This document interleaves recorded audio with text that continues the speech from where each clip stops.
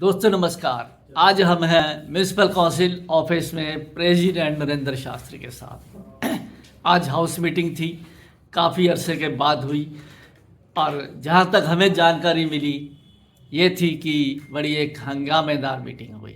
जानते हैं प्रधान नरेंद्र शास्त्री से कि आज मीटिंग क्या किस मुद्दे पे थी, खास कोई मुद्दे और उसमें क्या हुआ। जी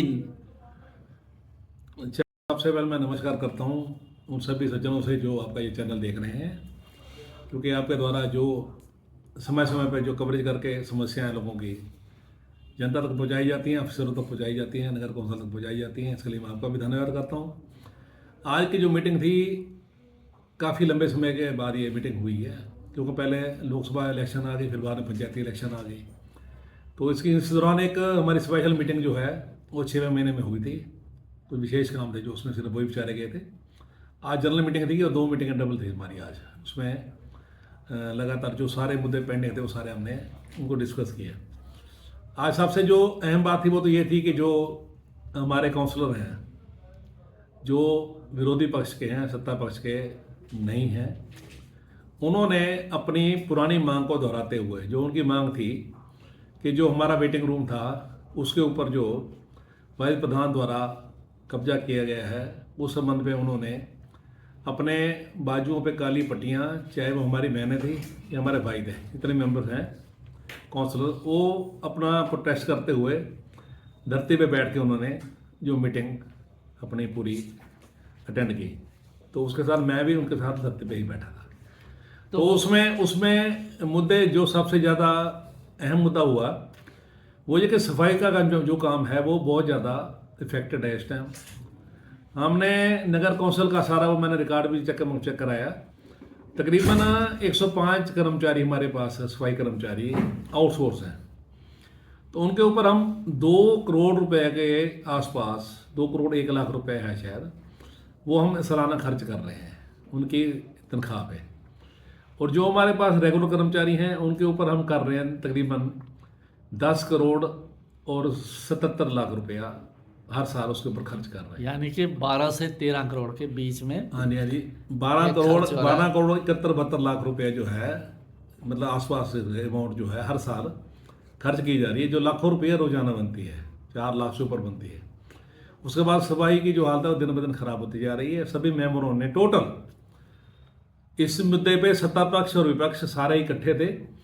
सबने ये मांग रखी है कि इसको हालत को तुरंत सुधारा जाए।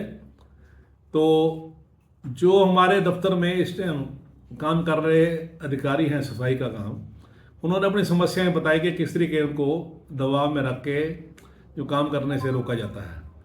तो हम सब ने ये डिसाइड किया कि प्रोसीडिंग में हम लिख के जो सफाई कर्मचारियों के मुद्दे थे, सभी लोगों ने ये राय बनाई कि उनको भी पेंडिंग कर दिया जाए, क्योंकि जब हम इस काम से इफेक्टेड हैं तो उनके काम हम अभी नहीं करेंगे। कुछ समय के लिए उन्होंने उसको पेंडिंग कर दिया काम, मतलब सारे। खास एक आध मुद्दा जो उन्होंने कहा हमें समस्या आती है सफाई, देखो मोहल्ले में सफाई नहीं हो रही। अगर किसी को कोई विशेष शिकायत होती है कि फ़ोन करता है कि हमारा ये काम कर दो। नहीं, कोई किसी की समस्या की बात कर रहे थे, एम्प्लॉइज की, सफाई कर्मचारियों की, या ऑफिसर्स के जो उनके इंचार्ज हैं? जो ऑफिसर्स हैं सेंट्री इंस्पेक्टर्स हैं, एक हमारे चीफ सेंट्री इंस्पेक्टर हैं, सेंट्री सुप्रिटेंडेंट कहते हैं उनको, एक हमारे सेंट्री इंस्पेक्टर हैं। उन दोनों ने ये बताया कि उन्हें काम नहीं करने दिया जा रहा। तो इसलिए सभी मेंबरों ने ये राय बनाई है कि हम एक साझे तौर पे अपील करेंगे मानयोग जो एडीसी डेवलपमेंट, एडीसी अपने शहरी विकास है पटियाला के, उनसे बेनती करके उनको हम अपनी एक हाउस की मीटिंग में बुलाएंगे। वो सिर्फ सफाई के मुद्दे पर मीटिंग होगी। अगर वो राजपुरा आ जाएंगे तो बहुत अच्छी बात है, नहीं तो हम ये मीटिंग पटियाला भी उनका ऑफिस में कर लेंगे, क्योंकि सभी लोग दुखी हैं, सारे मेंबर, कि कमेटी में सफाई के काम का इतना बुरा हाल क्यों हो रहा है।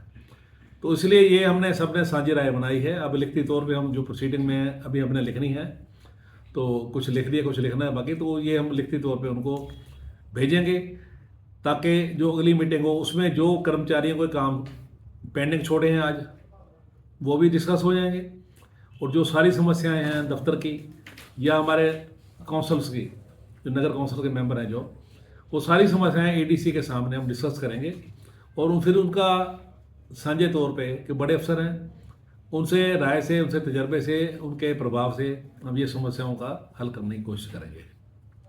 जब वो ज़मीन खोद के आ जाता है, टाइलें उखाड़ के आ जाता है सीवरेज बोर्ड का जो कर्मचारी है या ठेकेदार है, वो म्यूनसिपैलिटी को इन्फॉर्म नहीं करता, जिसकी वजह से सड़कें टूटी रह जाती हैं और लोगों को परेशानी का सामना करना पड़ता है। उसके बारे में क्या कहेंगे? चलो, इसमें ये है कि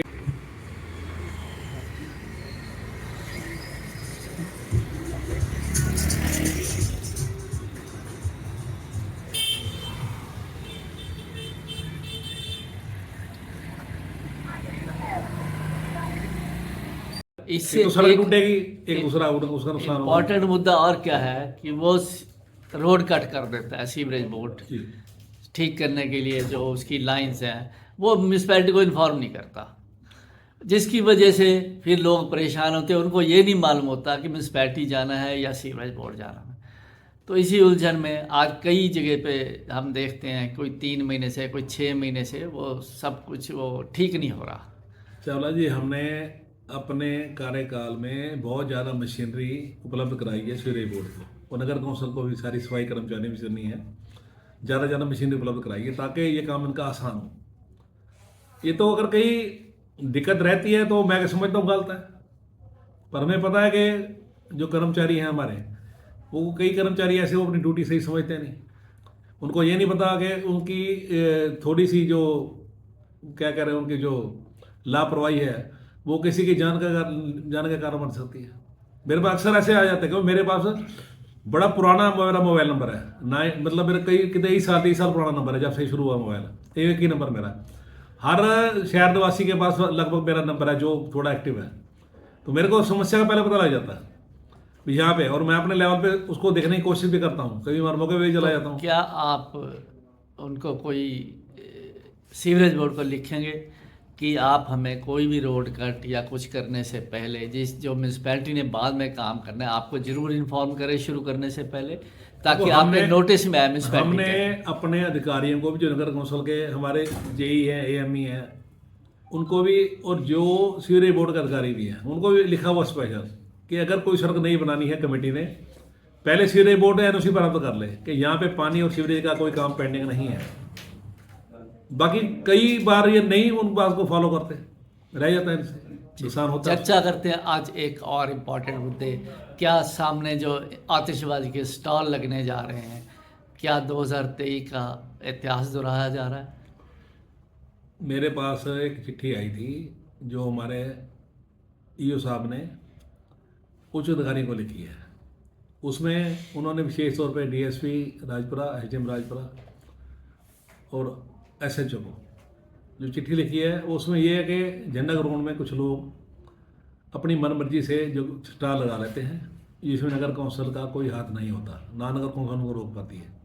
इसीलिए उन्होंने बहुत पहले चिट्ठी लिख दी, मेरे ख्याल आज भी 10-15 दिन उसको लिखे, 20 दिन हो गए लिखे हो, कि यहाँ पे किसी को जो है काउंटर ना लगाने दी जाए। ये ईओ साहब ने अपनी तरफ से जो पहले ही सुचेत कर दिया पुलिस प्रशासन को और एसडीएम साहब को। अब उन्होंने देखना है कि इसका क्या होता है। तो जो खजाने की लूट पिछले साल हुई म्यूनसिपैलिटी के, इस साल भी होगी अगर ये सब दोहराया गया तो? चावला ऐसे है, उसका आपके हिसाब से क्या हाल नगर है? कौंसिल किसी को पटाखे भेजने की परमिशन नहीं देती, नाम का अधिकार क्षेत्र है। जब हम परमिशन नहीं देते, हम उनसे पैसे कैसे वसूल सकते हैं? अगर हम उनका लाइसेंस, उनकी पर्ची काटते हैं, ठीक है ना, ये आप समझ सकते हैं। अगर किसी कारण किसी ने लगा लिए, जबरदस्ती से लगा लिया अंदर, अगर हम उनकी पर्ची काटते तो हमने उसको रेगुलर कर लिया, उसके गलत काम को सही मान लिया। दोनों बातें अपनी जगह ठीक है। इसके लिए डिप्टी कमिश्नर की परमिशन, ऑफिस की, उनके डीसी ऑफिस की परमिशन की रिक्वायरमेंट है, मैंडेटरी है वो, जो पटाखे भेजने के लिए डीसी साहब ने ही परमिशन देनी है। अब लास्ट ईयर क्या हुआ, परमिशन नहीं थी तो फायर ब्रिगेड की गाड़ी वहाँ नहीं खड़ी की गई। इससे लोगों की जान को खतरा भी हो सकता था और एक भयंकर दुर्घटना की भी संभावना से इनकार नहीं किया जा सकता था, चाहे नहीं हुई।